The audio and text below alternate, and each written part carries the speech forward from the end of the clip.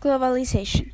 It is a process of interaction and integration among people, governments, and companies of different nations, which is aided by information technology and driven by international trade and investment.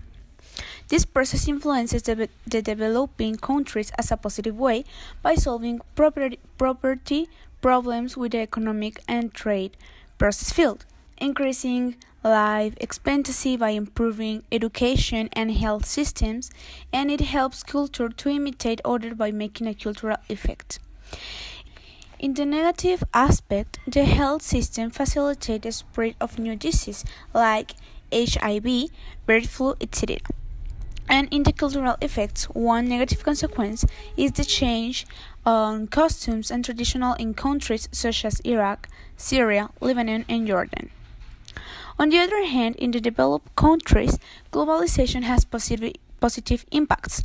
For example, it pushes business to adapt to different strategies on new ideological trends, trying to balance interests and rights of individual and community, making them sufficiently rich and the most developed nations.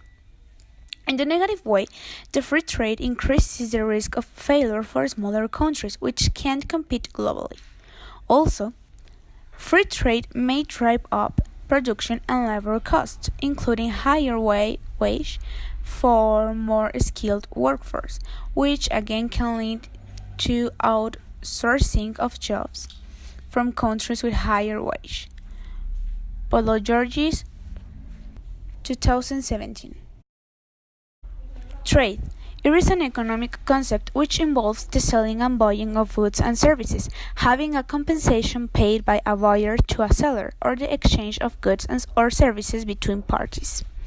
The WTO, World Trade Organization, signed by Marrakesh Agreement on April in 1991 and officially born on January 1st in 1995, is an organization for trade opening, and it is the unique global international that deals with the rules of trade between the nations.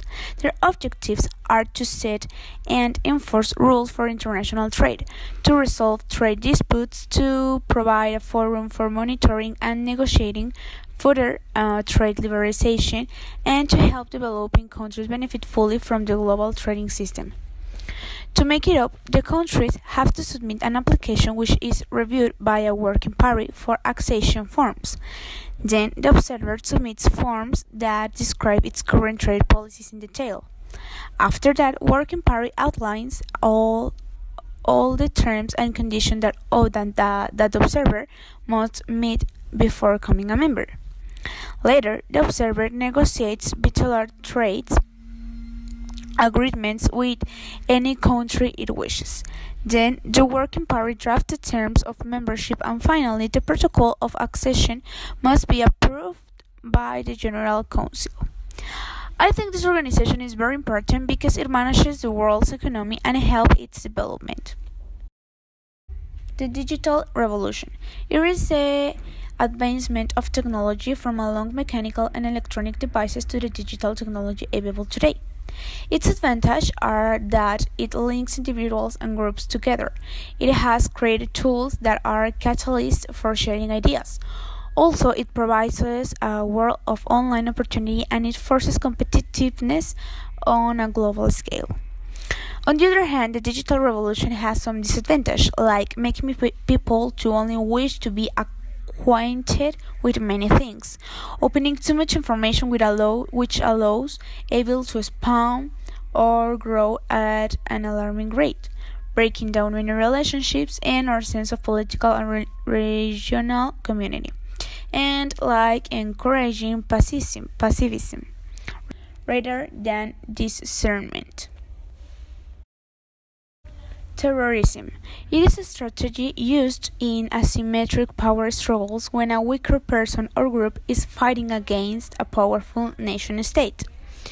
Technology benefits terrorism because they could instantly reach large masses or target specific groups of individuals. Also, it helps them to spread their message faster while remaining undetected. On the other hand, technology affects terrorism because thanks to its great process, it is easier to trace and locate where the attacks come from. the contacts they have, and even their conversations, which is a benefit to combat terrorism.